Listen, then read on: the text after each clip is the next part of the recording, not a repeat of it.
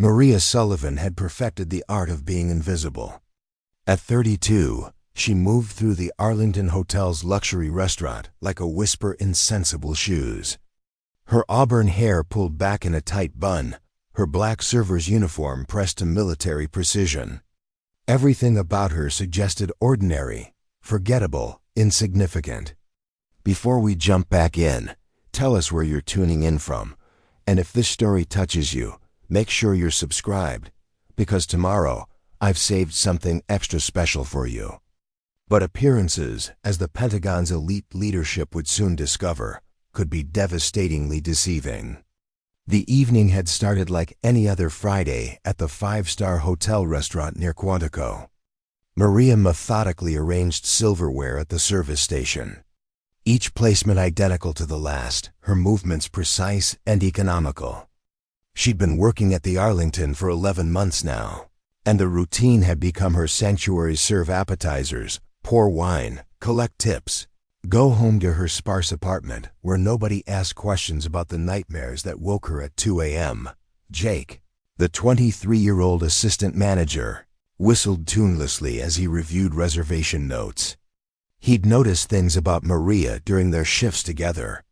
The way she arranged wine glasses with geometric accuracy, how she never had her back to the entrance for more than a few seconds, the strategic positioning she maintained when serving VIP guests.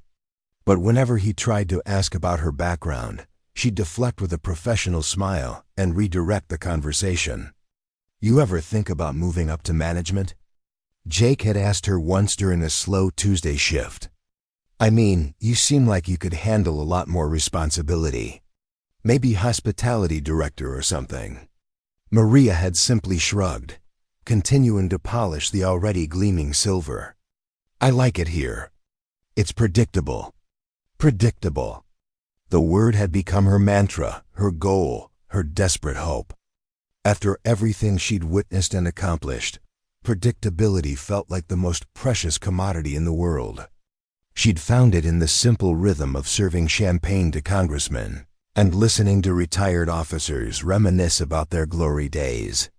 They never pressed her for details about her own service, sensing somehow that those waters ran deeper and darker than most were prepared to navigate. Director James Harrington was a regular, usually stopping by for dinner before important Pentagon meetings. The 59-year-old intelligence chief had done extensive work in counterterrorism before taking his current position overseeing critical defense operations. He tried a few times to draw Maria into conversation about world affairs, recognizing something familiar in her bearing, but she always steered the conversation back to his preferences. More sparkling water, fresh bread, anything to avoid talking about herself. "You remind me of analysts I've worked with," he'd said one evening, studying her face carefully. "That same way of watching everything without appearing to watch." "I just focus on my tables," Maria had replied softly. "Makes for better gratuities." The lie came easily, but Director Harrington's eyes had narrowed slightly. In his experience, people who observed everything the way Maria did had learned that survival depended on situational awareness. But he'd let it slide, filing the observation away for future reference. Tonight felt different from the moment Maria tied on her apron. There was tension in the air, an electric quality that made her fingers unconsciously move to the small piece of metal hanging from a chain around her neck. Hidden beneath her crisp uniform, the worn identification tag was warm against her skin, a reminder of who she used to be, who she was trying not to be anymore. Preparing and narrating this story took us a lot of time, so if you are enjoying it, subscribe to our channel. It means a lot to us. Now back to the story. The regular customers seemed to sense it too. The usual crowd of diplomats and military officials shifted subtly in their seats, glancing frequently toward the entrance. Even the pianist seemed affected, playing with unusual restraint. Maria checked her watch. The military-grade timepiece with reinforced sapphire crystal was cool against her wrist. The specialized features were holdovers from another life habits she couldn't break even in civilian anonymity. Expecting someone important? Jake asked, noticing her checking the time. "Just monitoring the evening flow," she said, but her eyes moved to the doorway. Something was coming. She could feel it the way sailors sense approaching storms. At precisely 7:30, the first whispers reached their ears. Not the usual political gossip that circulated through the Arlington, but something else entirely, the unmistakable ripple of reaction that preceded the arrival of exceptional power. Maria's hand moved unconsciously to her lower back, where she kept a compact emergency kit hidden beneath her server's jacket. The professional-grade supplies included specialized materials and tools designed for high-stress situations, items she still carried because old training dies hard. "Pentagon brass," Jake whispered, his eyes widening as he consulted the reservation book. "4-star General Marcus Reynolds and his staff. They've requested the private dining room." Maria had heard the name spoken with reverence in certain circles. Reynolds was a legend, the youngest 4-star general in modern military history, with a reputation for tactical brilliance and uncompromising standards. His operations in 3 global theaters had rewritten military doctrine, and his leadership during the Mosul crisis had saved thousands of civilian lives.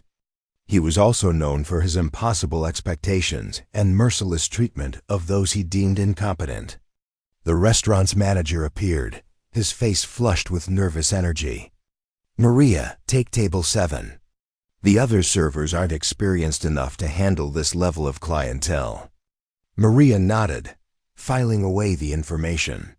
Marines learned to work with what they had, not what they wished they had.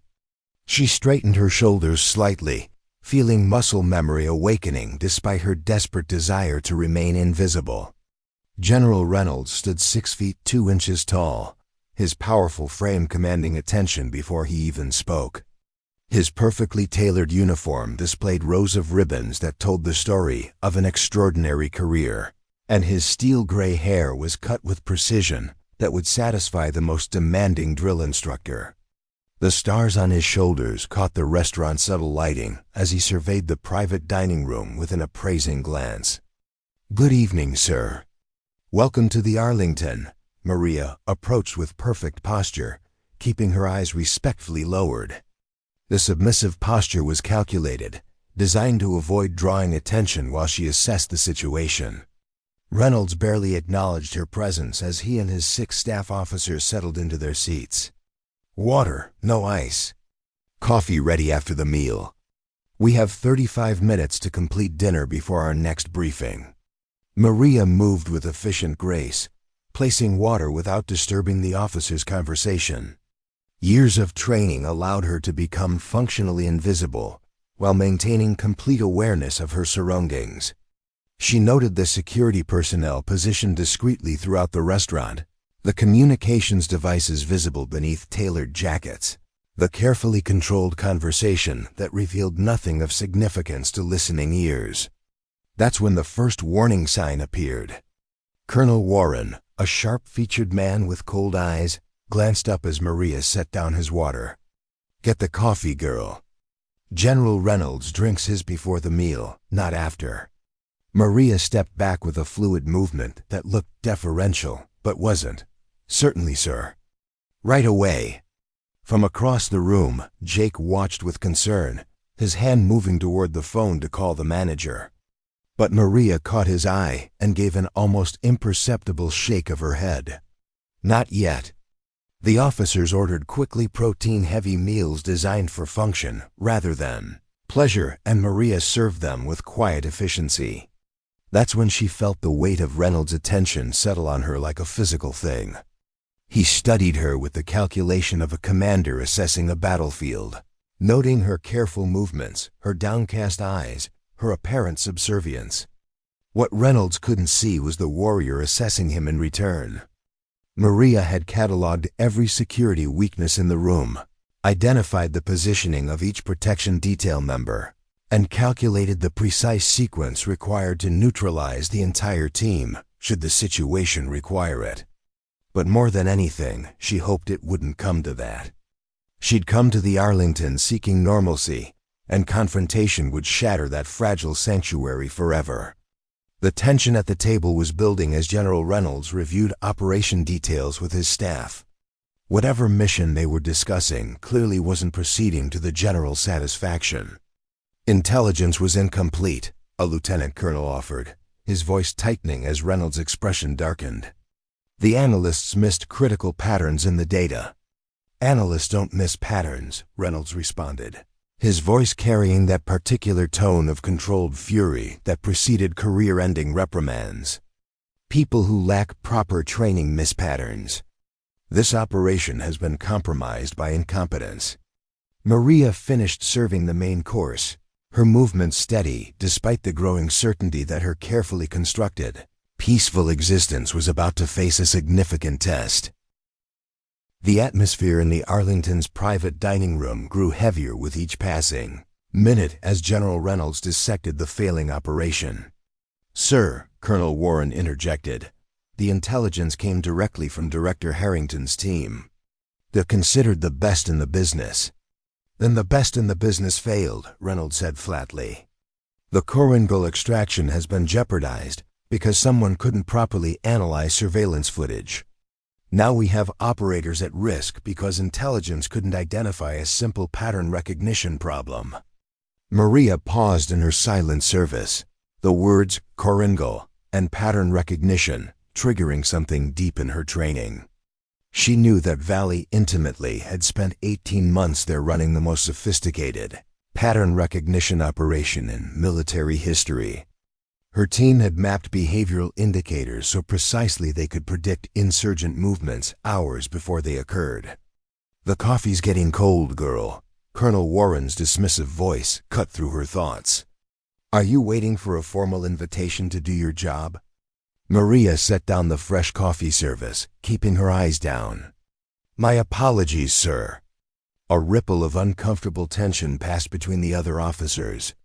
Warren's condescension was unnecessary and unprofessional, but no one would challenge him in front of the general. Reynolds himself seemed too absorbed in operational details to notice the exchange. "The extraction window closes in 36 hours, Reynolds continued. "Without proper intelligence on the movement patterns in the southern corridor, we're sending our people in blind." Maria's fingers found the identification tag beneath her uniform, the metal warm against her skin. 8 years in military intelligence, 4 field deployments to the exact region they were discussing, 3 intelligence stars, and a presidential citation. All locked away in a storage unit, along with her uniform and the commendations that had once defined her existence. She'd come here to escape that life, to be nobody special, to serve meals without having lives depend on her analysis. "I'll prepare the dessert service," she said quietly, continuing her duties with mechanical precision. The calculated submission in her voice seemed to irritate Colonel Warren more than defiance would have. As Maria turned to leave, he reached out and caught her wrist, stopping her movement. "When I give you an order, I expect immediate compliance. The general's coffee should be your priority, not wandering around the dining room." From his corner table, Director Harrington watched the interaction with growing concern. The intelligence chief's experience was telling him something was off about this situation. Maria's body language had shifted subtly, almost imperceptibly, but to his trained eye, the change was significant. "You need to understand something," Warren continued, his voice dropping to a condescending whisper. "Every person in this room has earned their place at this table through years of sacrifice and service. Your job is to bring coffee and stay out of the way. Is that clear?" "Perfectly clear, sir," Maria replied softly. "I understand my place." What she didn't say was that she'd already identified 13 critical flaws in their operational security, memorized key details of their Quantico extraction plan, and spotted the precise intelligence gap that was endangering their personnel. The emergency kit at her back contained more than just first aid supplies. Habits from her previous life had led her to include items that could be repurposed for multiple applications if situations demanded it. Jake, the assistant manager, was sweating now, his knuckles white as he gripped the reservation book. He'd never seen anyone speak to his staff that way, and the casual disrespect made his stomach turn. Maria caught his eye and mouthed a single word. "Wait. The problem is the satellite imagery," Reynolds said, returning to the operational discussion. "Without proper analysis of the movement patterns over the past 72 hours, we're making decisions based on outdated intelligence." Maria set down dessert plates with perfect precision, her mind racing through the implications. She knew exactly what they needed, the specific algorithm her team had developed for the Korengal Valley that could predict insurgent movements based on seemingly random behavioral patterns. The same algorithm that had saved countless lives during her deployments. "Look," Warren said, his patience clearly wearing thin as Maria adjusted his dessert setting. "I'm trying to be professional here, but you're hovering. We're discussing classified matters. Go get more coffee and stop lingering at the table." The temperature in the room seemed to drop 10 degrees. Several officers shifted in their seats, recognizing the inappropriate behavior for what it was. But Maria's voice remained steady, almost serene, which seemed to infuriate Warren more than defiance would have. "Of course, sir. I'll refresh your beverages." That's when Warren made his first crucial mistake. As Maria turned to leave, he raised his voice to ensure the entire table heard him. "That's right, sweetheart. Get the coffee, girl, and try to do it without spilling this time." She hadn't spilled a drop, and everyone at the table knew it. The comment was purely to establish dominance, to remind everyone of what he perceived as the natural order. Maria paused, her back to the table, her breathing controlled and measured. Director Harrington had stood up from his table, his face darkening with recognition of what was happening. But before he could intervene, General Reynolds spoke, his voice carrying the authority of decades of command. "Colonel Warren, that's enough." Warren's face flushed. "Sir, I was just ensuring proper service for—" "I said that's enough," Reynolds repeated, his tone leaving no room for discussion. "You will apologize to the server immediately." The colonel's face reddened further. "General, with all due respect, she's just that was not a suggestion." "Colonel," Reynolds said quietly, and the entire room fell silent. When Reynolds used that particular tone, careers ended. "Apologize, now." Warren cleared his throat, clearly struggling with the public reprimand. "I apologize for my comment. It was unprofessional." Maria turned back to face the table, her composure perfect. "No apology necessary, sir. I'll bring fresh coffee right away." As she walked away, General Reynolds watched her with newfound interest. Something about her movement, her bearing, her response to Warren's behavior had triggered his commander's instinct. There was more to this server than met the eye. "The Korengal extraction," he said, returning to the critical matter at hand. "Without proper pattern analysis, we're gambling with our operators' lives. Director Harrington's team has failed to identify the movement corridors in the southern approach." Maria returned with fresh coffee, serving each officer with practiced efficiency. As she reached General Reynolds, she hesitated for just a fraction of a second, a pause so brief that only someone with exceptional training would have noticed. "Sir," she said quietly, "the southern corridor isn't the problem." The entire table froze. Reynolds looked up slowly, his penetrating gaze fixing on Maria's face for the first time that evening. "Excuse me?" The words carried no anger, just intense, focused attention. Maria set down his coffee with perfect form. Based on seasonal migration patterns and historical data for that region, the southern corridor is heavily monitored but rarely used. The primary threat will come from the northeastern ridge where three valleys converge. Traditional surveillance misses it because it requires triangulation from multiple positions. The silence that followed was absolute. Even the ambient restaurant noise seemed to fade away as every officer at the table stared at the server, who had just displayed detailed knowledge of classified operational intelligence. Warren's face contorted with fury. How dare you? Be quiet, Colonel, Reynolds said, never taking his eyes off Maria. How do you know about the Coringal Valley? Maria remained perfectly still, her breathing controlled, her eyes steady. To everyone watching, she looked like a server who had made a catastrophic error by speaking out of turn. But Director Harrington, who had moved closer to the table, saw something else entirely, the way her weight had shifted to maximize stability, the way her hands had positioned themselves for immediate response, the way she'd angled her body to create optimal situational awareness while appearing completely passive. Last chance, Reynolds said, his voice dangerously quiet. Who are you? Maria looked up at him with calm hazel eyes. And for just a moment, General Reynolds caught a glimpse of something that made his combat instincts flare to life. It was like looking into the eyes of a fellow predator, disciplined, patient, and absolutely without fear or uncertainty. I'm just a server, sir, she said simply. Then Colonel Warren made his second and ultimately fatal mistake. He stood up, looming over Maria's smaller frame. General, permission to call security. This woman has clearly been eavesdropping on classified conversations. She should be detained immediately. I don't believe that will be necessary, Colonel. Director Harrington intervened, stepping closer to the table. In fact, I think we might want to continue this conversation in private.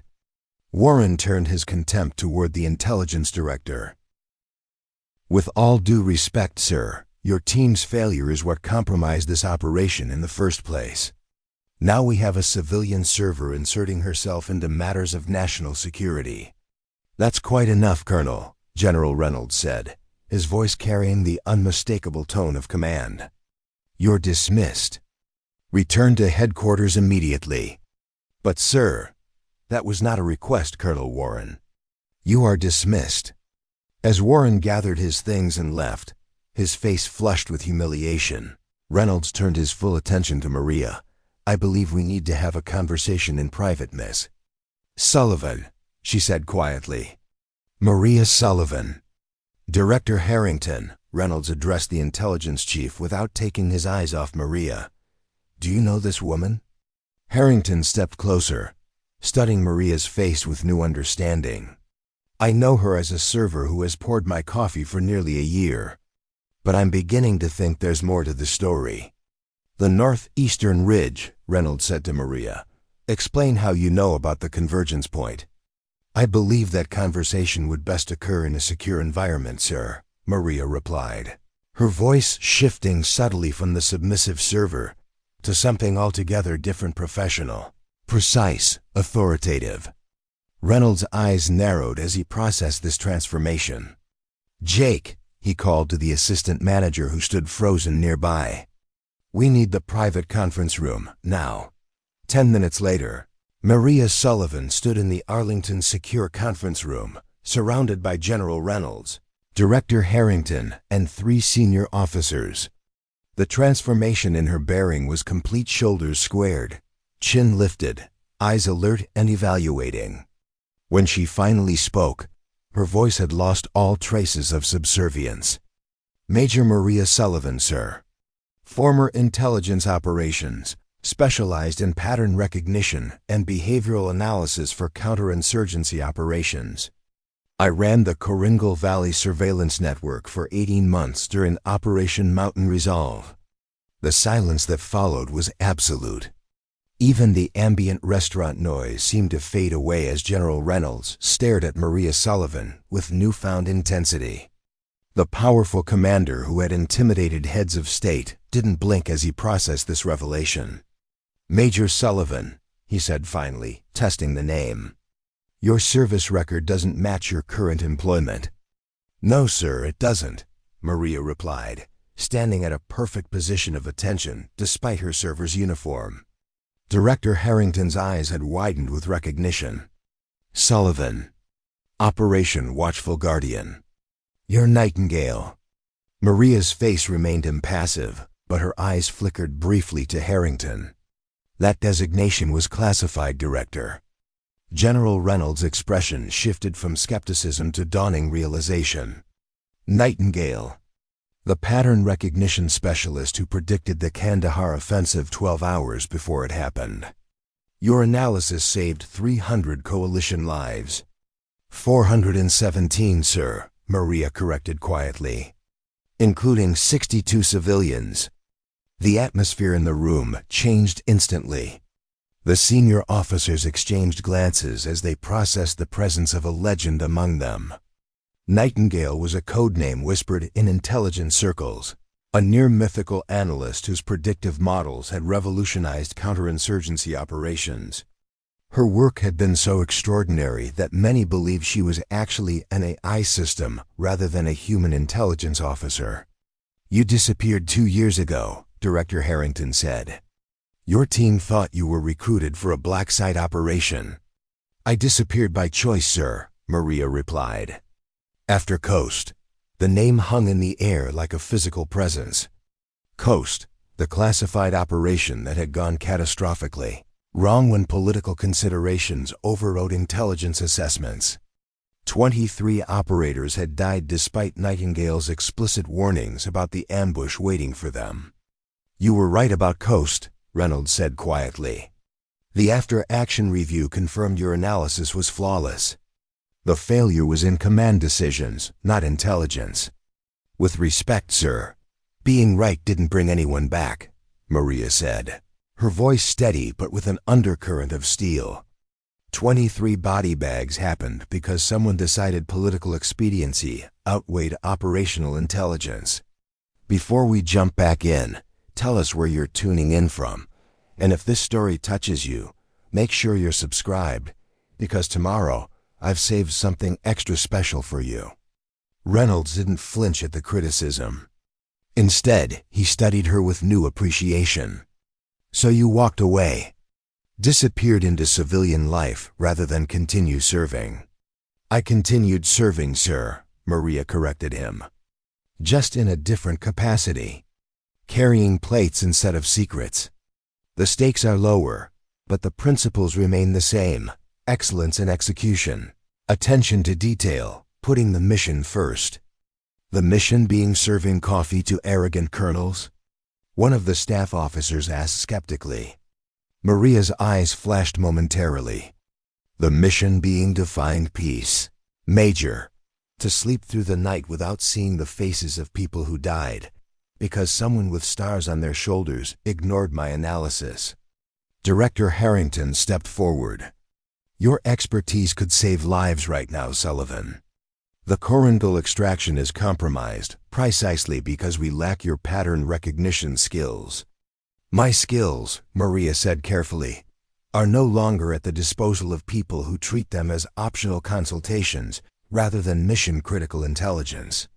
Reynolds dismissed his remaining staff with a gesture, leaving only himself, Director Harrington, and Maria in the conference room. The moment the door closed, his demeanor changed subtly, the rigid command presence giving way to something more authentic. "Major Sullivan," he said quietly, "I need you to tell me about the northeastern ridge." Maria evaluated him carefully, weighing years of disillusionment against the lives potentially at risk. "The Northeast Ridge contains 3 valley convergence points typically overlooked in standard surveillance. Local shepherds use them for seasonal migrations, but they're also perfect for disguised movements because they follow natural terrain patterns that mask heat, signatures from satellite monitoring." Reynolds nodded slowly. "And how would you recommend approaching the extraction?" "I wouldn't," Maria said flatly. "Not without proper intelligence. Any team entering those convergence points without understanding the current pattern flows would be walking into a death trap. Preparing and narrating this story took us a lot of time, so if you are enjoying it, subscribe to our channel. It means a lot to us. Now back to the story. And if we had that intelligence?" Reynolds pressed. Maria's training took over as she mentally mapped the terrain she knew intimately. "There's a tertiary approach through what locals call the Shepherd's Pass. It doesn't appear on military maps because it's seasonally inaccessible, but in current conditions, it would provide a covered approach with multiple exit routes. Reynolds and Harrington exchanged glances. "How recently were you in that region, Major?" 2 years, 4 months, and 16 days ago, sir," Maria replied without hesitation. "But geographical features don't change significantly in that time frame, and behavioral patterns in that region are consistent across generations." Reynolds studied her carefully. "I need your expertise, Major Sullivan. There are 8 operators trapped behind enemy lines with a rapidly closing extraction window. Their lives depend on accurate pattern analysis that my current team cannot provide." Maria felt the weight of those lives settling on her shoulders, a familiar burden she had tried desperately to escape. "With respect, sir, I'm a civilian now. My security clearances have lapsed, and I haven't been briefed on current operational parameters. Director Harrington can reactivate your clearances temporarily under executive authority," Reynolds replied. "As for briefings, we have all relevant data available immediately." Maria's hand moved unconsciously to the identification tag beneath her uniform. Years of training and sacrifice had conditioned her to put the mission before personal concerns. But years of disillusionment had taught her that the military system didn't always honor the intelligence it claimed to value. "Before I agree to anything," she said carefully, "I need your word that my analysis will be followed without political interference. No compromises, no overrides, no acceptable losses calculations." Reynolds' expression hardened. "You're in no position to make demands, Major." "With respect, sir, I'm exactly in that position," Maria replied evenly. "You need my expertise, not the other way around. I can walk out that door and continue serving cocktails to congressmen while your operators face the consequences of inadequate intelligence. Or you can give me your word that their lives will matter more than political considerations." Director Harrington stepped forward. "I can guarantee that your analysis will receive priority consideration in all operational planning." "Not good enough," Maria said flatly. "I've heard those promises before. Coast was priority consideration too, until someone decided diplomatic relationships outweighed operational safety." The tension in the room was palpable as Maria stood her ground against 2 of the most powerful men in the defense establishment. Years ago, such insubordination would have been unthinkable. But Maria Sullivan had already lost everything that mattered professionally. She had nothing left to risk. General Reynolds studied her with newfound respect. "Very well, Major Sullivan. You have my personal guarantee that your analysis will directly inform all operational decisions regarding the Koringal extraction. No overrides without your explicit approval." "That's better, sir," Maria acknowledged. "But I'll need it in writing." For the first time that evening, Reynolds smiled, a brief flash of genuine amusement. "You really don't trust the chain of command anymore, do you, Sullivan?" "I trust the chain of command to act according to its nature, sir," Maria replied diplomatically. "Documentation simply ensures everyone's recollections remain consistent." 30 minutes later, Maria Sullivan sat in a temporary secure room that hotel security had established for the general's visit. Around her, classified briefing materials covered the conference table as she rapidly absorbed 2 years of intelligence on the region she had once known better than her own hometown. "The extraction team entered the valley 48 hours ago," Harrington explained, pointing to satellite imagery. "Communication has been limited to burst transmissions at designated windows. Their last check-in indicated they had secured the package but encountered resistance along the planned extraction route." Maria's trained eyes picked up patterns in the surveillance footage that others had missed. Subtle movements of local civilians, unusual agricultural activities, changed traffic patterns along mountain paths.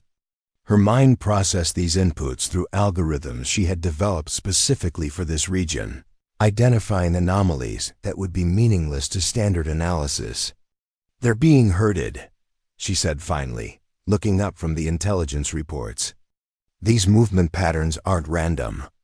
Someone is systematically closing off escape routes, channeling your team toward this valley junction." She pointed to a seemingly insignificant geographical feature.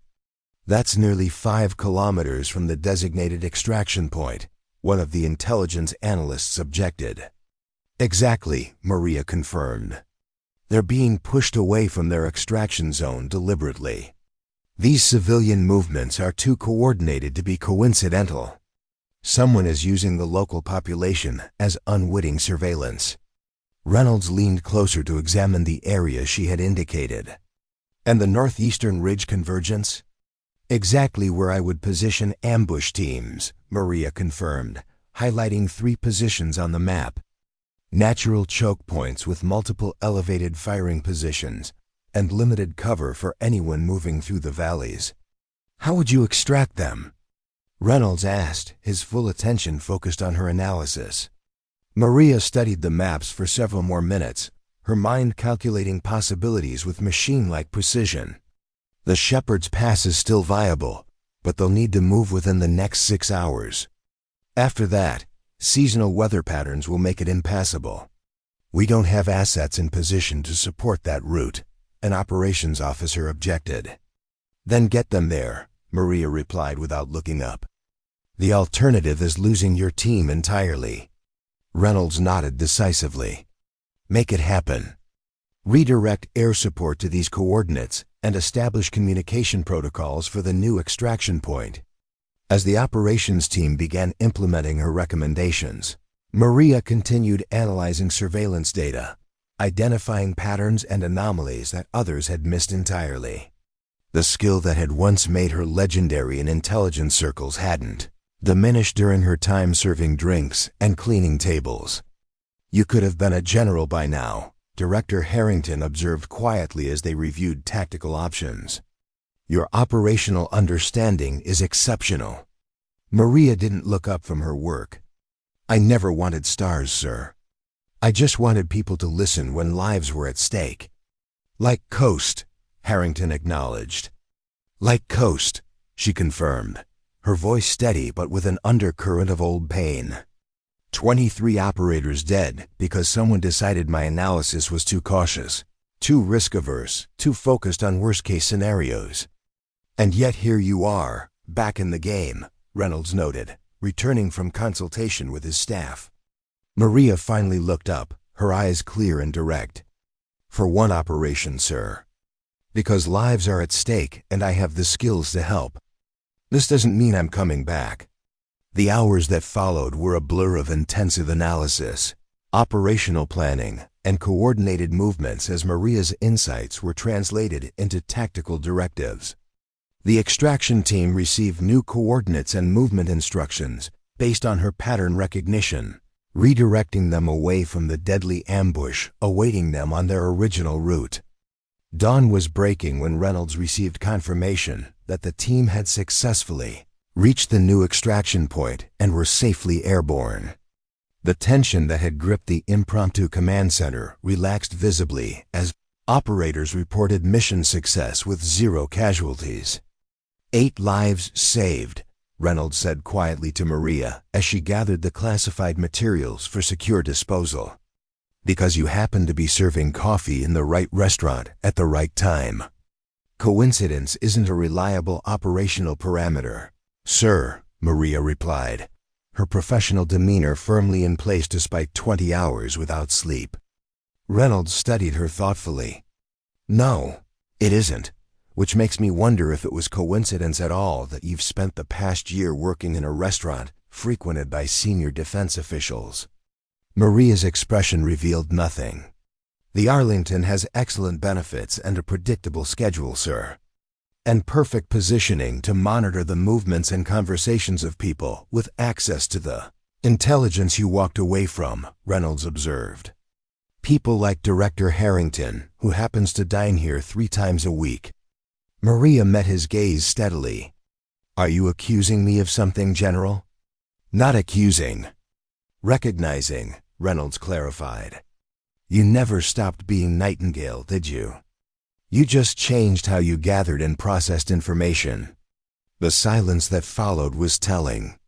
Maria had indeed chosen the Arlington deliberately, positioning herself where she could monitor conversations, observe patterns, and maintain peripheral awareness of operations that might go sideways without proper intelligence support. She hadn't abandoned her mission, she'd simply changed her methods. "The operation was successful, sir," she said finally. "My involvement is complete."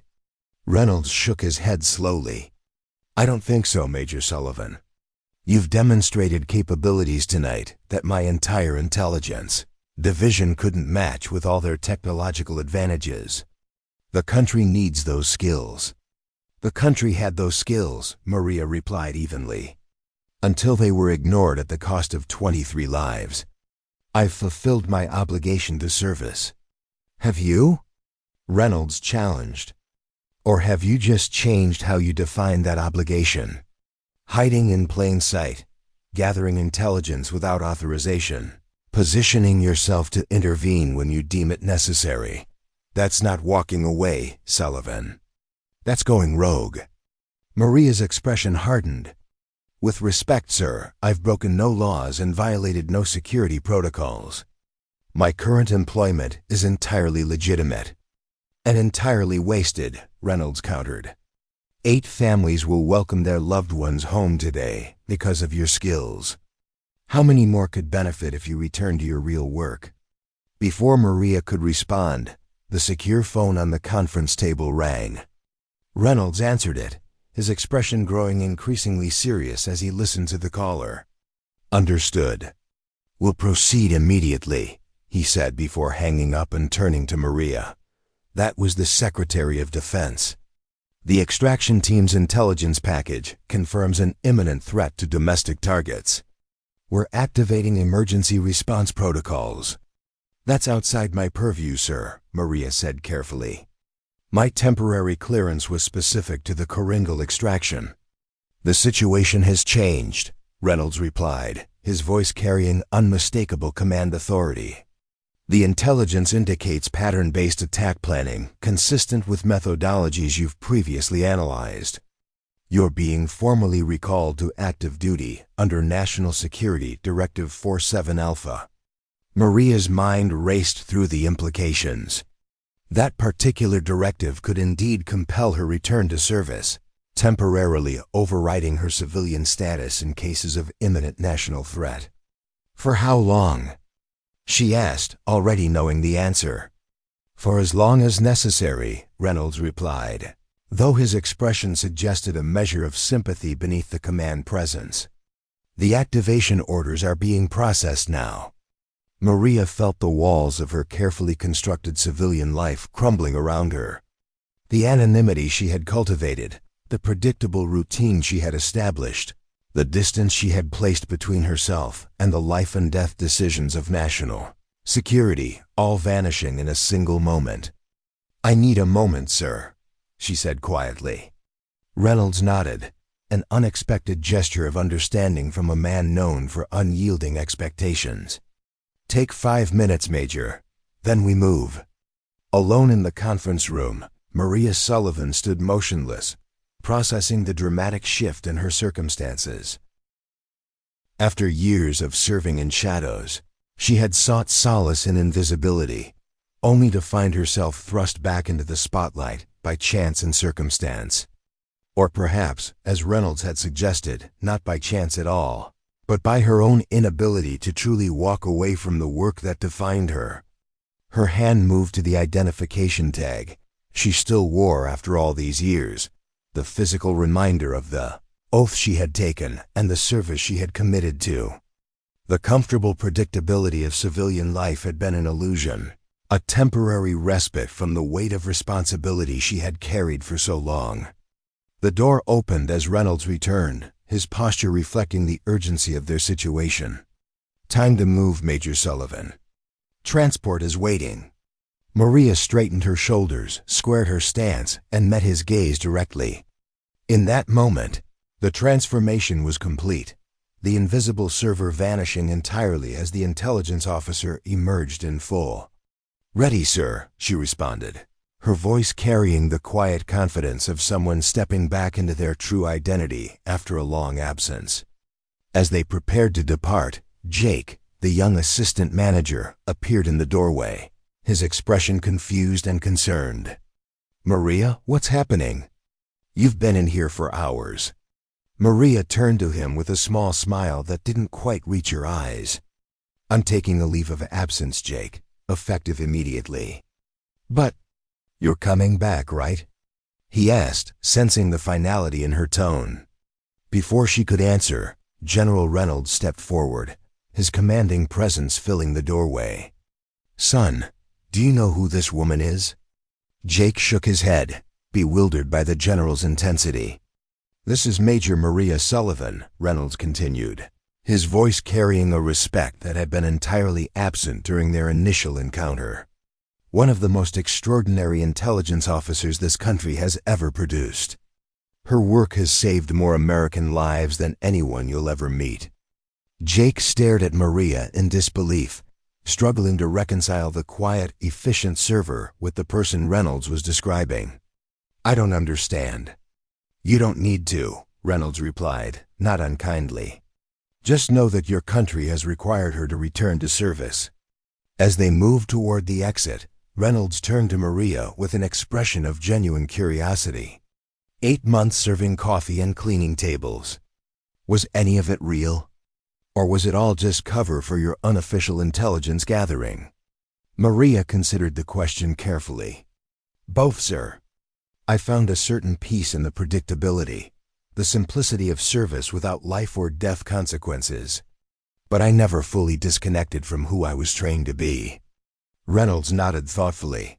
"Few of us ever do, Major. The best of us carry our mission wherever we go, whatever uniform we wear."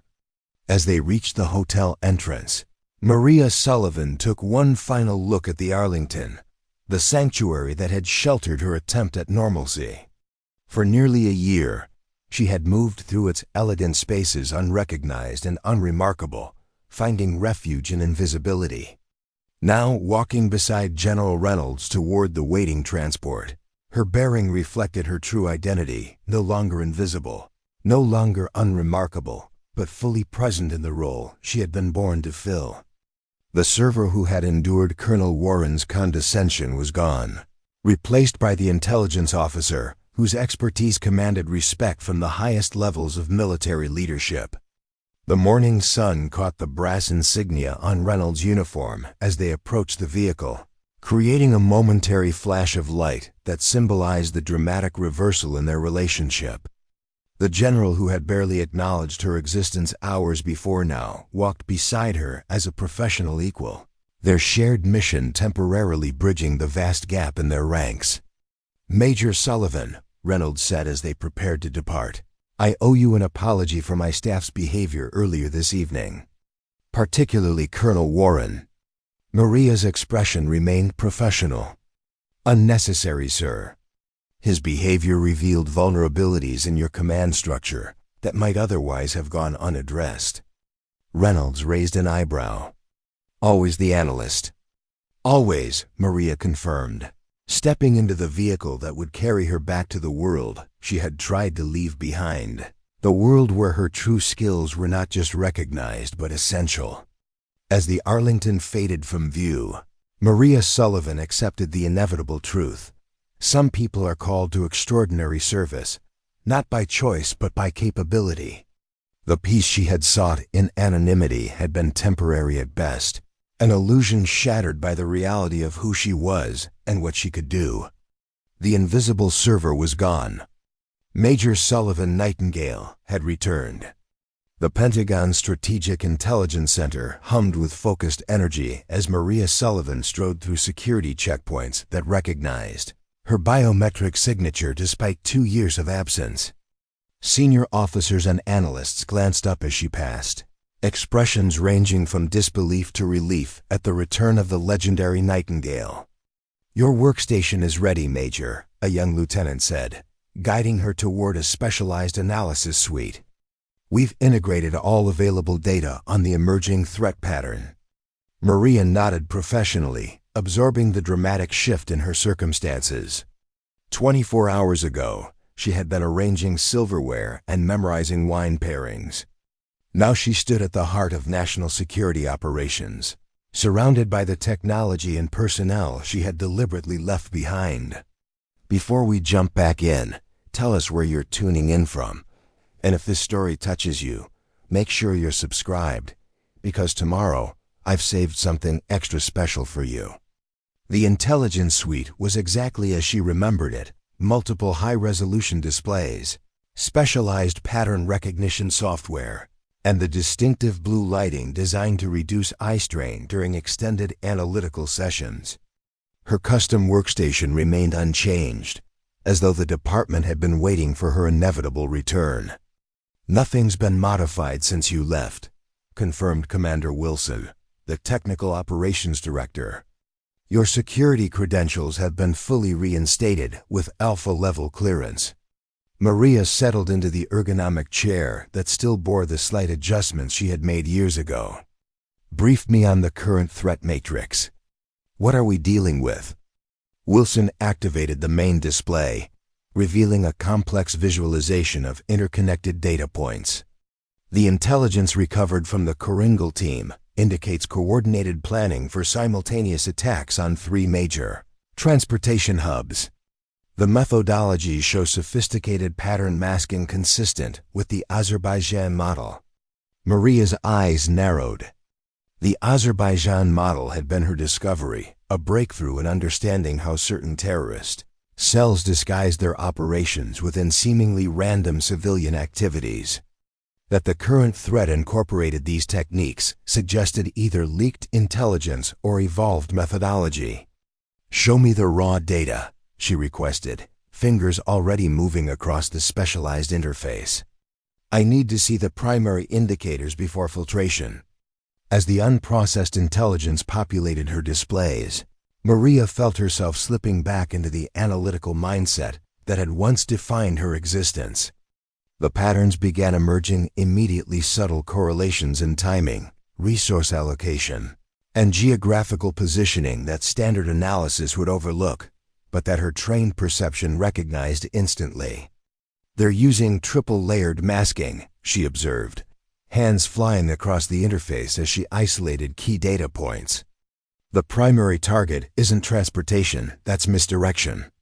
They're targeting critical infrastructure using the transportation hubs as cover." Commander Wilson leaned closer, struggling to follow her rapid analysis. "How can you determine that from these datasets?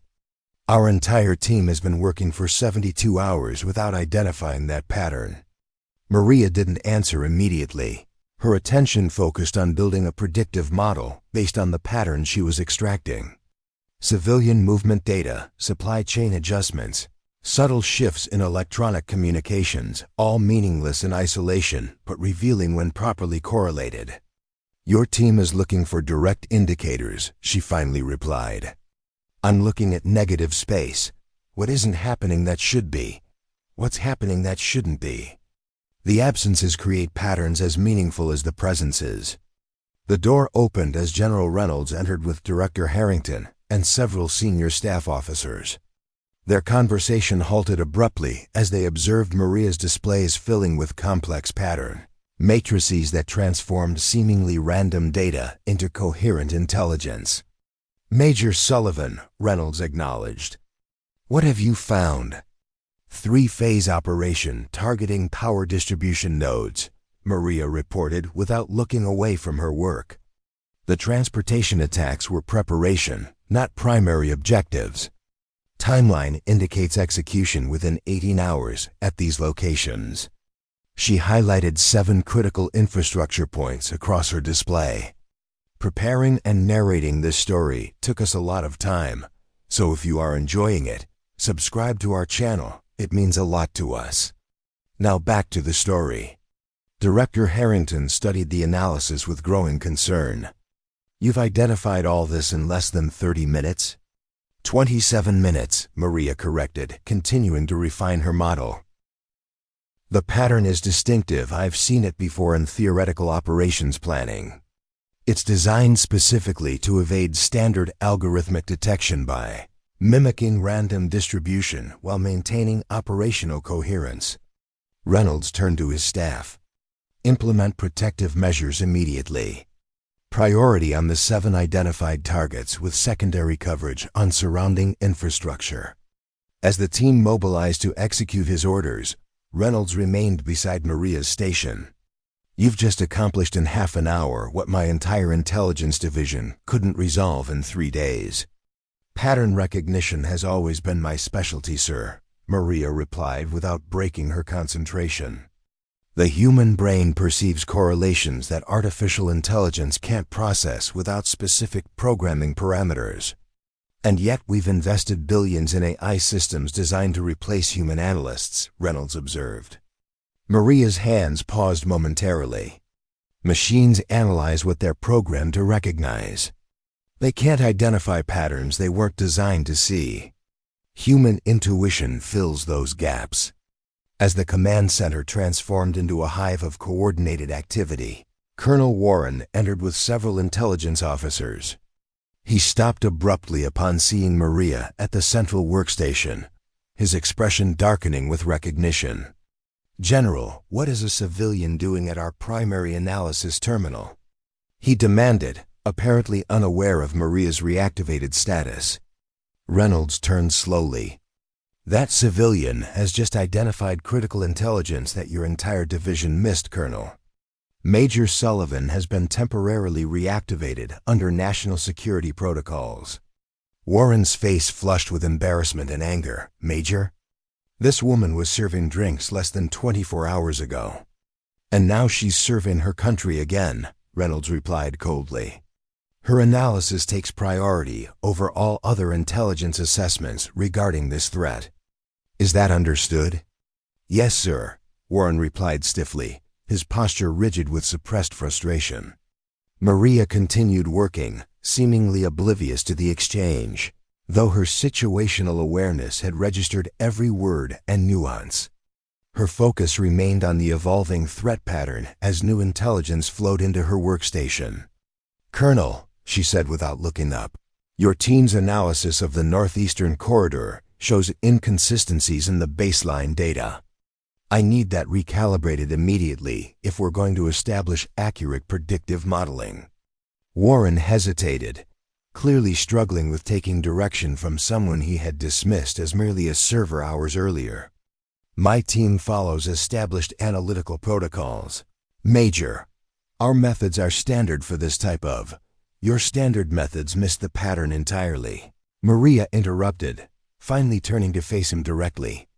"We have less than 18 hours to prevent a coordinated attack on critical infrastructure. This isn't about protocols or procedures, it's about results." The tension between them was palpable, years of institutional hierarchy colliding with the immediate demands of national security. Warren's resistance wasn't simply about Maria's sudden reappearance. It represented the systemic resistance to unconventional methods that had driven her from service in the first place. "Colonel Warren," General Reynolds intervened, his voice carrying the unmistakable tone of finality. "Major Sullivan's assessment supersedes standard protocols for this operation. Implement her recommendations immediately." Warren snapped to attention. "Yes, sir." As he departed to comply with the order, Director Harrington moved closer to Maria's station. "He won't make this easy for you, Nightingale. His pride is wounded." "His pride is irrelevant," Maria replied, returning to her analysis. "The only thing that matters is stopping this attack before civilians die." The next 12 hours passed in a blur of intensive analysis and operational coordination as Maria's intelligence assessment translated into preventative security measures across multiple jurisdictions. Law enforcement agencies deployed to the identified targets, technical teams reinforced critical systems, and surveillance operations focused on potential attackers identified through Maria's pattern recognition. Throughout this frenetic activity, Maria remained at her workstation, refining her models as new intelligence arrived. The familiar rhythm of high-stakes analysis returned immediately, her skills undiminished by years away from the profession. If anything, her time in civilian obscurity had honed her observational abilities, teaching her to recognize patterns in human behavior that enhanced her technical analysis. "You haven't lost a step," Commander Wilson observed, delivering fresh data from field operations. If anything, you're sharper than before. Maria accepted the compliment with a professional nod. Different perspective. Working at the Arlington taught me to recognize behavioral patterns I wouldn't have noticed in a purely military environment. Serving coffee improved your intelligence capabilities? Wilson asked skeptically. Understanding people improved my intelligence capabilities, Maria corrected. Watching how civilians interact without the constraints of military hierarchy reveals genuine behavioral patterns. People show their true nature when they think no one important is watching. As morning approached, General Reynolds called a final briefing before the anticipated operation timeline. Senior leadership gathered around the command table as Maria presented her completed analysis.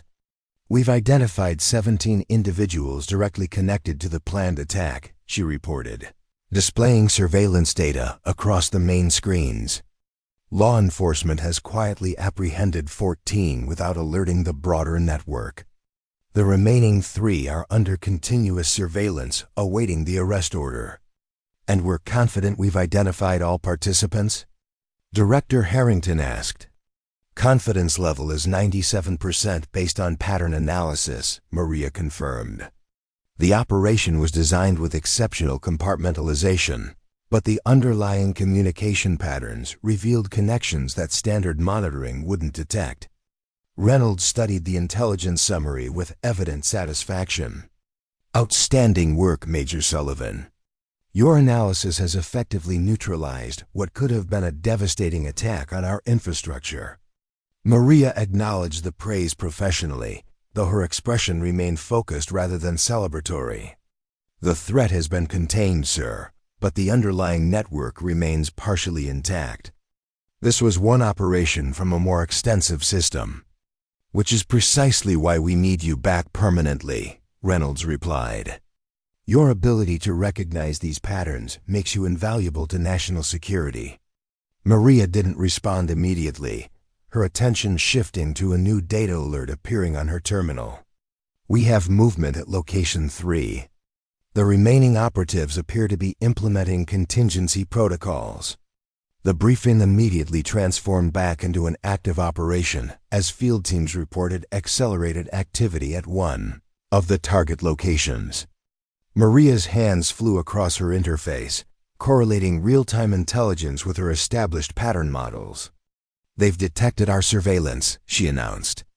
Their behavior indicates they're executing a fallback plan focused on a single target rather than the coordinated approach.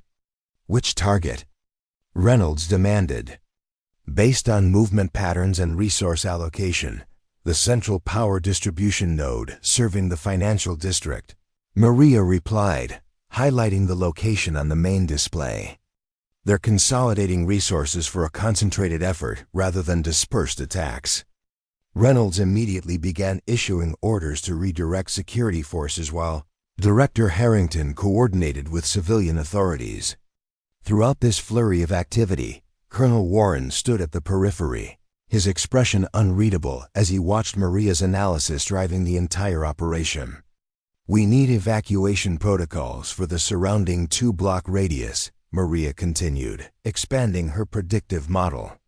Their fallback methodology suggests a willingness to accept greater collateral damage in exchange for ensuring primary target destruction.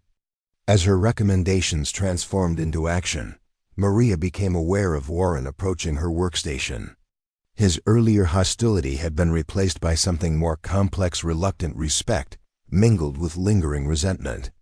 Your pattern recognition capabilities are impressive, Major, he acknowledged stiffly. Though your methods remain unorthodox by Pentagon standards. Orthodoxy is a luxury we can't afford when lives are at stake, Colonel, Maria replied, without looking up from her work. Results matter more than methodology. Warren's posture stiffened at the implicit criticism. Standards and protocols exist for a reason, Major. They ensure consistency and reliability across operations.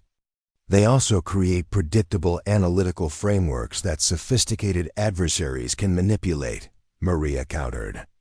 like the Azerbaijan model that nearly succeeded because it was designed specifically to exploit our standardized detection patterns. Before Warren could respond, alarms activated across the command center as field teams reported direct engagement with hostile forces at the power distribution facility. The theoretical threat had transformed into active combat, with law enforcement encountering armed resistance at the final target location. "Live feed from the site," Commander Wilson announced, activating the main screen to display tactical imagery from security forces surrounding the facility. Maria's attention shifted immediately to the unfolding situation, her analytical mind processing tactical patterns with the same precision she had applied to intelligence data. "They're using a distributed approach with multiple entry points," she observed. "Classic diversionary tactics to mask their primary insertion team." Reynolds moved closer to the display. "Where's the primary team?" Maria studied the tactical feed, recognizing patterns invisible to untrained observers.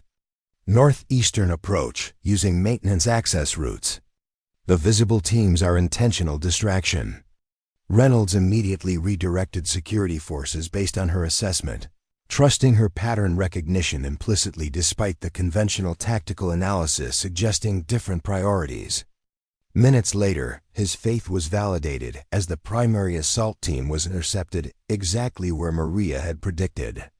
"How did you identify their true approach vector?"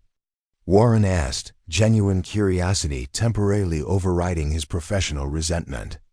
All tactical indicators suggested the western access point was their primary objective. "Because that's exactly what they wanted our analysis to conclude," Maria explained, highlighting subtle movement patterns across the surveillance feed. "Their deployment mimicked standard assault formations precisely too precisely. Actual combat teams show slight variations based on individual movement patterns. The northeastern team exhibited those natural variations, while the visible teams maintained artificially perfect formation." Warren studied the footage with newfound appreciation. "You recognize the absence of natural tactical variation." "Negative space, Colonel," Maria confirmed. "Sometimes what's missing tells you more than what's present." As the operation concluded with all hostile forces neutralized and the infrastructure secured, the command center atmosphere shifted from operational tension to professional satisfaction. The intelligence gathered from detained suspects confirmed Maria's analysis in its entirety. A sophisticated attack had been prevented through her pattern recognition capabilities. General Reynolds approached Maria's workstation as she compiled her final analytical summary. "The Secretary of Defense has been briefed on your contribution to this operation. He's personally requested your permanent reassignment to the Strategic Intelligence Division." Maria continued working, her expression revealing nothing of her internal conflict. "My temporary reactivation ends with the conclusion of this specific threat, sir." "These threats don't end, Major Sullivan," Reynolds replied. "They evolve, adapt, and resurface. Your skills are needed here, not serving cocktails to congressmen." Maria finally looked up from her terminal. "With respect, sir, my skills were needed at the Arlington, too, just in a different capacity. Being invisible allowed me to observe patterns that visibility would have obscured." "You were never truly invisible, Sullivan," Reynolds observed. "You were hiding in plain sight, positioning yourself where you could monitor critical information flows while maintaining the appearance of civilian detachment." Maria didn't deny the assessment. Her choice of employment had indeed been strategic. Arlington's proximity to power centers and its clientele of decision-makers had provided a unique vantage point from which to observe patterns that formal intelligence structures might miss. "The country needs you, Major," Reynolds continued. "Not occasionally when coincidence places you in the right restaurant at the right time, but consistently, with full resources and authority." Maria's response was interrupted as Colonel Warren approached, his bearing formally professional. "Major Sullivan, my intelligence team has completed the pattern analysis you requested. The results confirm your original assessment in all major aspects." The acknowledgement delivered in front of General Reynolds and the command staff represented a significant professional concession from a man who had dismissed her entirely just 24 hours earlier. "Thank you, Colonel," Maria replied evenly. "Your team's confirmation provides important validation for the operational record." Warren hesitated, clearly struggling with what he intended to say next. "I owe you an apology, Major. My behavior at the Arlington was unprofessional and unbecoming of an officer. I failed to recognize your capabilities because I allowed superficial appearances to determine my assessment." The unexpected apology created a momentary silence in the command center as staff officers pretended not to listen while paying careful attention to every word. "Apology accepted, Colonel," Maria responded professionally. "Appearances are designed to deceive. In my case, that was intentional." Warren nodded stiffly before adding, "Your analytical capabilities are extraordinary, Major Sullivan. The division would benefit from your permanent return." As Warren departed, Reynolds raised an eyebrow. "That might be the first time I've heard Warren admit he was wrong about anything. Your effect on this command is already evident." Maria shut down her workstation with practiced efficiency. "The operation is complete, sir. The threat has been neutralized, and my temporary reactivation has served its purpose." "And now you intend to return to the Arlington?" Reynolds asked incredulously. "After demonstrating skills that literally saved countless lives and critical infrastructure." "My shift starts at 4, sir," Maria replied simply. Reynolds studied her with evident frustration. "You're running away, Sullivan. Again, just like after Coast." Maria's expression hardened slightly. "I'm not running, General. I'm choosing." "There's a difference." "Is there?" Reynolds challenged. "Because from where I stand, it looks like you're hiding your capabilities behind an apron because you're afraid of the responsibility that comes with them." The accusation struck closer to truth than Maria wanted to acknowledge. Her self-imposed exile at the Arlington had indeed been partially motivated by fear, not of responsibility itself, but of the system that could override her expertise when political considerations outweighed operational realities. "What I saw during this operation," Reynolds continued, his voice quieter but more intense, "was an intelligence officer operating at a level beyond anything in my experience. You don't just analyze patterns, Sullivan, you see through them, anticipate them, understand their underlying meaning in ways that entire divisions of trained analysts can't match." "And yet those same capabilities were ignored when it mattered most at Coast," Maria replied, the old pain evident beneath her professional demeanor. 23 operators died because someone decided my analysis was inconvenient to the mission timeline." Reynolds didn't flinch from the accusation. "Yes, the system failed. Command failed. I failed as part of that chain of command. But your response was to abandon the system entirely rather than fight to improve it." "I didn't abandon anything, sir," Maria countered. "I changed my approach. At the Arlington, I've prevented 3 separate security breaches through discrete intervention. I've identified 2 counterintelligence threats through behavioral pattern recognition. I've quietly redirected sensitive conversations away from compromised environments, all without a security clearance or official position." Reynolds considered this revelation with newfound understanding. "You created your own intelligence operation outside the system." "I created an observation post," Maria corrected, "from which I could continue serving while maintaining independence from institutional constraints." The implications of her admission were significant. A highly trained intelligence officer conducting unauthorized surveillance within proximity to classified discussions, potentially intercepting sensitive information without proper authorization. In strict technical terms, her activities bordered on espionage, regardless of her patriotic intentions. "That's a dangerous line to walk, Major," Reynolds observed, though his tone held more respect than censure. "Service always involves risk, sir," Maria replied.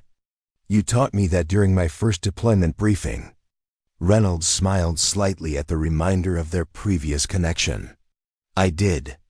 Though I don't recall advocating for rogue intelligence operations conducted from hotel restaurants.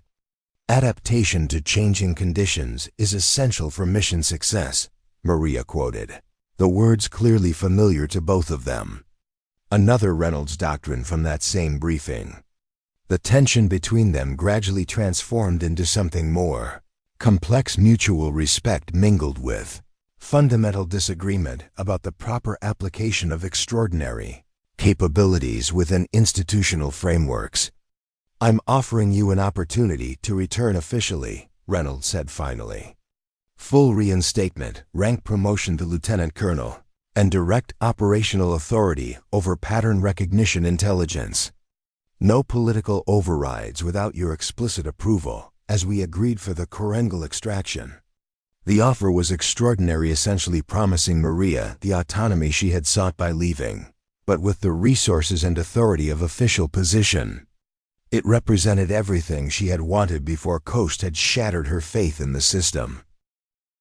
I need time to consider, sir, she replied carefully.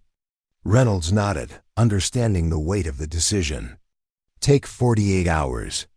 But remember this. Sullivan true service isn't about avoiding the risk of failure. It's about accepting that risk because the mission matters more than personal comfort. As Maria prepared to depart the Pentagon complex, her mind calculated probabilities and analyzed patterns of institutional behavior with the same precision she had applied to terrorist methodologies. Reynolds' offer was tempting, the chance to apply her skills with full resources and authority, to protect her country officially rather than from the shadows. Yet the memory of Coast remained 23 faces that haunted her dreams, lives lost because someone with more rank but less understanding had overridden her analysis. The system that had failed them still existed, despite Reynolds' personal guarantees. As she signed out through security, Maria Sullivan found herself at the intersection of two possible futures: returning to the comfortable invisibility of the Arlington or stepping back into the light of official service with all its potential in peril. The decision, like the pattern she recognized so clearly in others, would reveal her true nature more accurately than any analysis could predict. The Arlington Hotel buzzed with unusual energy as Maria Sullivan returned to her post 44 hours after being whisked away by General Reynolds. Regular patrons whispered behind cocktail menus, staff exchanged curious glances, and security personnel maintained a noticeably more attentive presence near her section. The invisible server had become conspicuously visible. Maria! Jake rushed forward as she entered through the staff entrance. Everyone's been talking about what happened. Is it true you're some kind of spy? Maria adjusted her server's uniform with the same precision she had applied to military attire. I'm a server who previously served in military intelligence. Nothing more complicated than that. Before we jump back in, tell us where you're tuning in from, and if this story touches you, make sure you're subscribed, because tomorrow I've saved something extra special for you. Jake's expression made it clear he didn't believe the modest description. The hotel manager got calls from the Pentagon. Maria, and there's a rumor that you single-handedly stopped a terrorist attack. Rumors are rarely accurate, she replied, though her neutral tone neither confirmed nor denied the speculation. I filled in temporarily on a security matter. Now I'm back where I belong. But even as she spoke the words, Maria recognized their hollowness. Her 48 hours of consideration had been consumed by intensive analysis of her own patterns, the comfort she found in invisibility, the safety of limited responsibility, the predictability that had become both sanctuary and prison. Director Harrington sat at his usual corner table, newspaper open, but eyes tracking Maria's movements with professional interest. Their gazes met briefly across the dining room, a silent acknowledgement between intelligence professionals that more remained unsaid than spoken. Your usual table is reserved, Director, Maria approached with professional composure. Would you prefer your regular Darjeeling or something stronger this evening? I think circumstances call for something stronger, Harrington replied, setting aside his newspaper. Macallan 18 neat. As Maria moved to fulfill the order, Harrington added quietly, Reynolds told me about his offer. He rarely extends such opportunities, especially with the autonomy provisions. Maria's expression revealed nothing as she returned with his scotch. The general is generous with his professional assessments. He's not the only one who recognizes your value, Harrington continued, his voice lowered for privacy. The intelligence community has operated at diminished capacity without Nightingale's pattern recognition. Your absence has been felt. Preparing and narrating this story took us a lot of time, so if you are enjoying it, subscribe to our channel, it means a lot to us. Now back to the story. Maria arranged his table setting with geometric precision, the routine allowing her to process his words without revealing her internal conflict. The community adapted. Systems always do. They adapt, but they don't excel, Harrington countered. You've seen the classified after-action reviews. 3 major intelligence failures that your pattern recognition would have prevented. 17 operators injured. 5 killed. The numbers hit Maria like physical blows, lives lost that her skills might have saved had she remained in service rather than retreating to the Arlington's comfortable predictability. The weight of those unintended consequences settled alongside the 23 from coast in her conscience. Your absence has cost lives, Major Sullivan, Harrington continued, the directness of his assessment intentionally provocative. Just as surely as the command failure at coast, Maria's movements paused fractionally, a hesitation so slight only another intelligence professional would have noticed. That's an unfair comparison, Director. Is it? Harrington challenged.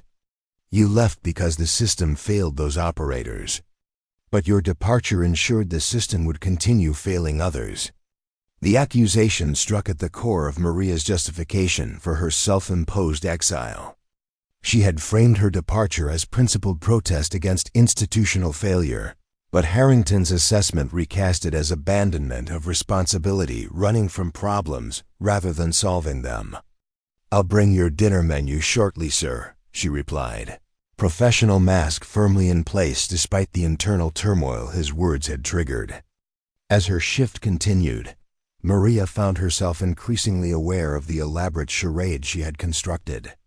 The precise table settings, the perfect service timing, the carefully maintained invisibility, all designed to create the illusion of control in a world where true control remained elusive.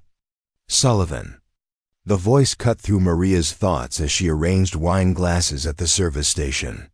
She turned to find Colonel Warren standing uncomfortably in his civilian clothes, his bearing unmistakably military despite the tailored suit. Colonel, she acknowledged, maintaining her professional demeanor despite her surprise at his presence. I wasn't aware you dined at the Arlington. I don't typically, Warren admitted. I came specifically to speak with you. Maria glanced toward the manager, who nodded his permission for her to step away briefly. She led Warren to a quiet alcove away from curious patrons and staff. If this is about the operation debrief, I've submitted my complete analysis to General Reynolds, she said efficiently. Warren shook his head. This isn't about the operation. It's about what happened before that. He straightened his posture, the gesture reflecting his discomfort with the conversation. I treated you with contempt based on assumptions about your position and capabilities. That was unworthy of an officer. The formal apology delivered in person, rather than the professional acknowledgement he had offered at the Pentagon, reflected genuine remorse rather than obligatory protocol. As I said before, Colonel, apology accepted, Maria replied. Appearances can be deceiving. That's precisely why I'm here, Warren continued, his expression unusually earnest. You created an appearance of insignificance that I accepted without question. I failed to see beyond the surface to recognize exceptional capability. Maria studied him carefully, analyzing the behavioral patterns that revealed his sincerity. Most people don't look beyond surfaces, Colonel. That's why disguises work. But I should have, Warren insisted. My position demands better judgment than I displayed. The question is whether you'll continue the disguise or return to where your capabilities can best serve. Before Maria could respond, commotion near the entrance drew their attention. General Reynolds had arrived, accompanied by an older man whose bearing commanded immediate respect despite his civilian attire. Even from across the room, Maria recognized General James Westmoreland, the 4-star commander of Special Operations, Command and one of the most decorated officers in modern military history. "They're here for you," Warren observed unnecessarily. "Reynolds doesn't bring Westmoreland anywhere without specific purpose." Maria watched as the Mater D escorted the generals to a prominent table with clear sightlines to her position. The message was unmistakable. This wasn't a casual dining experience, but a deliberate statement of intent. "I should return to my duties," she said to Warren, professional mask sliding back into place. Warren nodded, understanding the dismissal. "Think about what I said, Sullivan. Some talents are too valuable to hide behind an apron."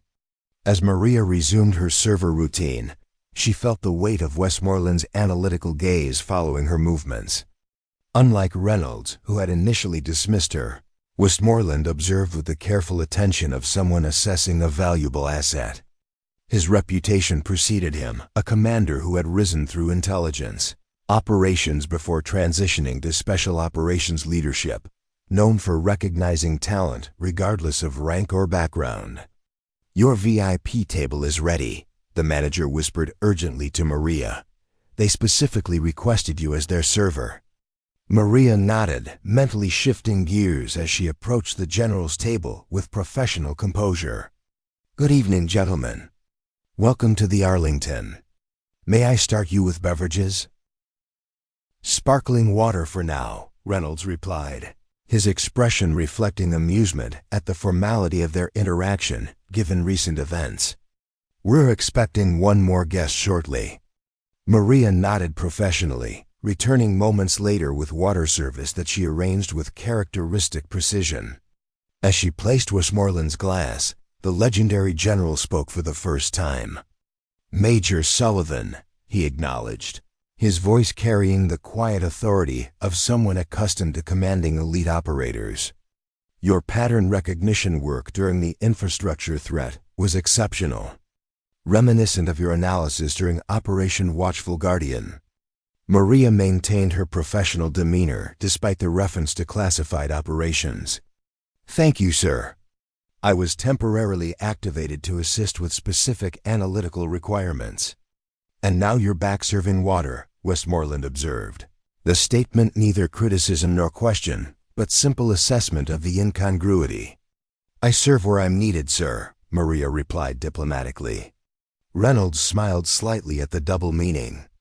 "And that's precisely why we're here, Sullivan. To discuss where you're truly needed." Before the conversation could continue, the Mater D approached with barely contained excitement. "General Sullivan has arrived, sir." Maria's composure faltered momentarily as Martin Sullivan, her father, and former chairman of the Joint Chiefs entered the restaurant, with the confident stride that had carried him through 5 decades of distinguished military service. His 4 stars gleamed on his perfectly pressed uniform, a visual reminder of the family legacy she had both embraced and fled. "Dad," she said softly as he approached, professional mask slipping to reveal genuine surprise. General Martin Sullivan's weathered face softened as he embraced his daughter. "Maria, you look well." The public display of affection, unusual for the famously stoic commander, drew curious glances from patrons and staff alike. The Sullivan name carried significant weight in military circles, though few had connected the reserved server to the legendary general. "Join us, Major," Reynolds invited, gesturing to the empty chair clearly reserved for her. "This conversation concerns your future, not your beverage service skills." Maria hesitated, glancing toward her manager, who nodded his permission with evident curiosity about the unfolding drama.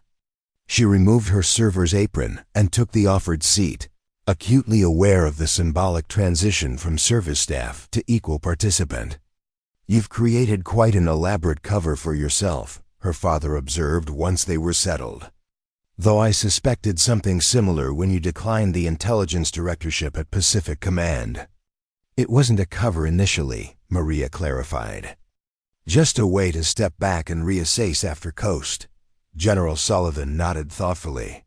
"And has your reassessment reached any conclusions after 2 years of pouring coffee for politicians?" The question cut through pretense with characteristic directness.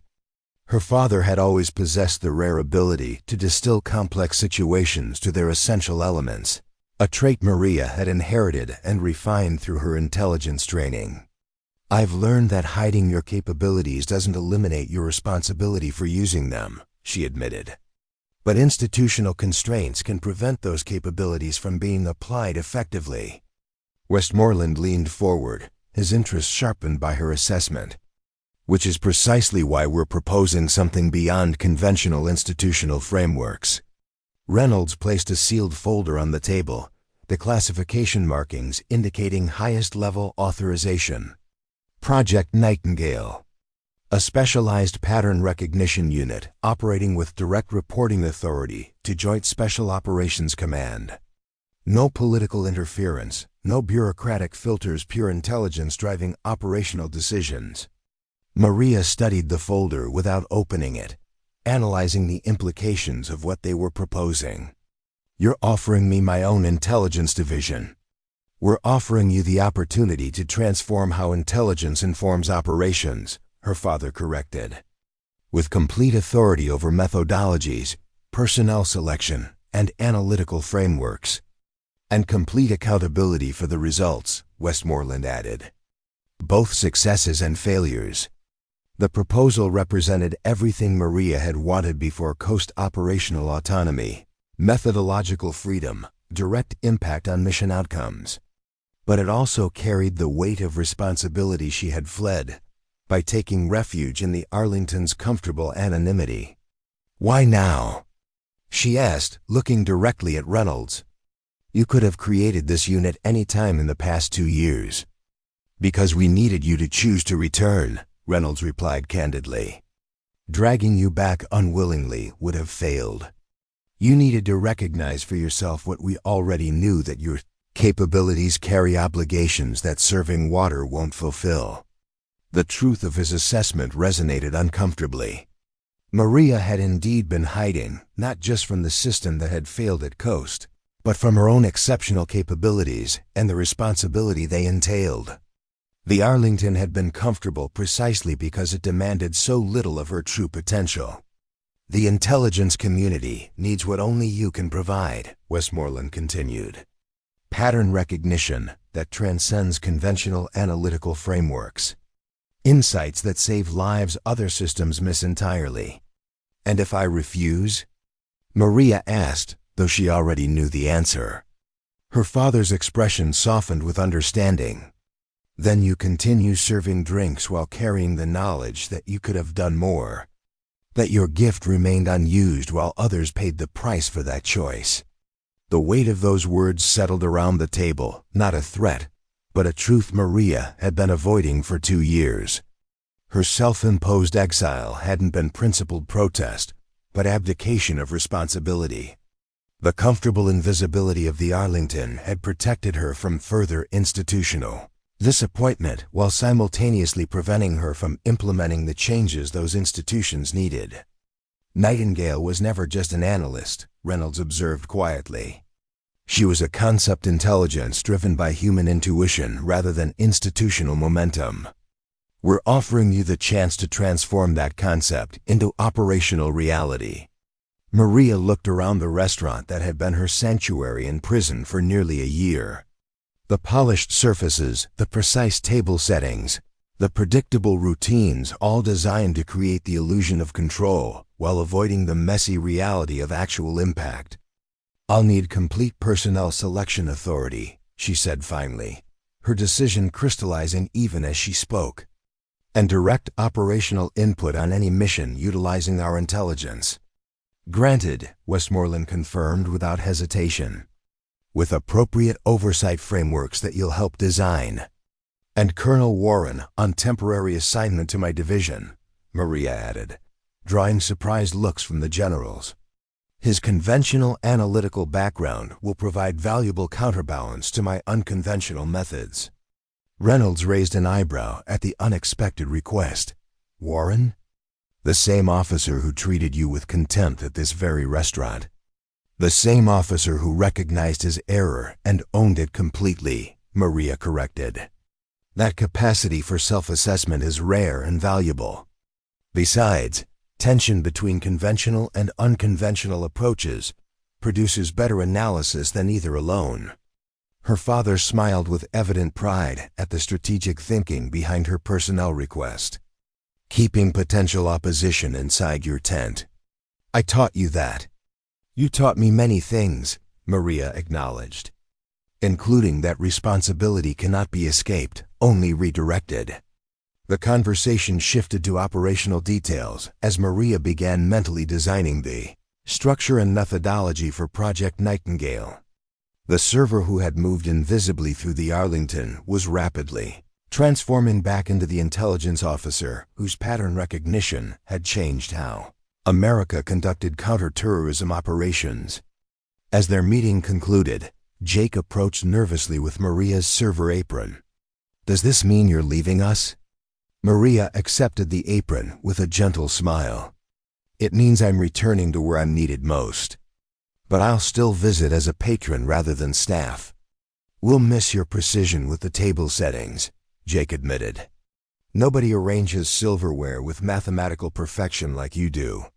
Old habits, Maria replied, the familiar phrase carrying new meaning as she prepared to reintegrate those habits into their original context. As Maria stood to depart with the generals, Director Harrington approached from his corner table. Nightingale flies again, he observed with evident satisfaction. The intelligence community will be stronger for it. The community will be different, Maria corrected. Strength follows from adaptation, not continuation. Outside the Arlington, her father paused before they entered the waiting government vehicles. Your mother would be proud of this decision, he said quietly. She always said your gift came with purpose beyond personal comfort. Maria nodded, remembering her mother's unwavering belief in service beyond self. She also said that true strength isn't avoiding vulnerability, but channeling it toward meaningful action. Wisdom we both needed reminding of, her father acknowledged. I lost myself in position and authority after she died. You lost yourself in anonymity and detachment. Perhaps we're both finding our way back to balance. The observation carried the weight of shared experience. Two exceptional individuals struggling to reconcile extraordinary capabilities with ordinary human needs. The Sullivan legacy had always carried both privilege and burden, opportunities and obligations intertwined. 3 days later, Maria Sullivan stood before the newly assembled Project Nightingale Team 12 specialists selected for their unconventional analytical capabilities, rather than traditional intelligence credentials. The temporary headquarters hummed with potential as cutting-edge technology merged with human intuitive capacity in ways conventional intelligence divisions had never attempted. Colonel Warren stood at attention as she entered, his presence representing the institutional structure that would complement her innovative approach. Major Sullivan, he acknowledged formally. The division awaits your command briefing. Maria surveyed the team with the same precise assessment she had once applied to analyzing terrorist methodologies. Each member had been personally selected for specific cognitive capabilities that traditional systems overlooked: pattern recognition, intuitive leaps, cognitive flexibility, multidimensional thinking. Project Nightingale isn't about building better intelligence, she began, her voice carrying the quiet authority that had always commanded respect even before she had stars to enforce it. It's about reimagining what intelligence can be. Not just collecting and analyzing data, but recognizing the patterns between data points that conventional systems miss entirely. As she outlined her vision for transforming intelligence methodology, Maria recognized that her journey from the Arlington to this command had been necessary not despite its detours and disappointments, but because of them. The perspective gained from invisibility had enhanced her understanding of patterns in ways conventional advancement never could. Our mission isn't just identifying threats, she continued. It's recognizing possibilities before they manifest as either threats or opportunities. Seeing the patterns that determine outcomes before those outcomes become inevitable. Warren nodded with growing appreciation for the conceptual framework she was establishing. Preventive intelligence rather than reactive analysis. Exactly, Maria confirmed. We don't just predict what will happen. We identify decision points where intervention can change outcomes before conventional analysis would even recognize the pattern. As the briefing continued, Maria felt the weight of responsibility settling comfortably where it belonged, not as burden to be avoided but as purpose to be embraced. The server's uniform had been replaced by military attire. The carefully maintained invisibility transformed into authoritative presence. That evening, as Project Nightingale began its first analytical operation, General Reynolds visited the new headquarters. He found Maria at her customized workstation, already identifying patterns in global intelligence feeds that conventional systems had categorized as unrelated data points. "Comfortable being visible again, Major?" he asked, observing her confident command presence. Maria looked up from her analysis with clear purpose in her expression. "Visibility was never the issue, sir. Impact was. At the Arlington, I could observe without consequence. Here, observations translate to actions that affect lives. And that's why you initially left," Reynolds acknowledged. "The fear that your insights would be ignored when they mattered most." "Not fear," Maria corrected. "Experience. Coast happened because the system valued operational momentum over intelligence assessment. Project Nightingale ensures that pattern won't repeat." Reynolds nodded with satisfaction at her transformation from reluctant participant to confident commander. "You've created something unprecedented here, Sullivan. Intelligence driven by human intuition rather than artificial algorithms or institutional inertia." "I had excellent teachers," Maria replied, "including a colonel who reminded me that recognizing error is the first step toward improvement." As Reynolds departed, Maria returned to her analysis, her trained mind identifying correlations invisible to conventional systems. The patterns emerged with crystal clarity, not just data points but the meaningful connections between them that determined operational outcomes.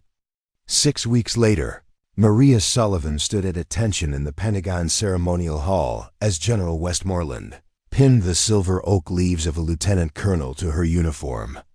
The promotion recognized both her exceptional capabilities and her new role leading Project Nightingale from concept to operational reality. For exceptional service and unprecedented contributions to national security, Westmoreland read from the citation.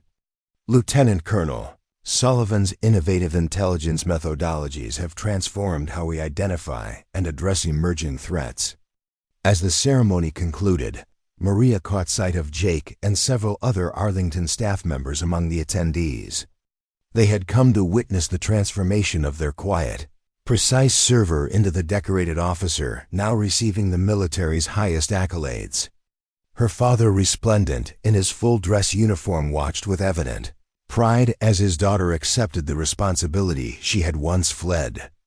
The Sullivan legacy continued, though reimagined through Maria's unique perspective and experience.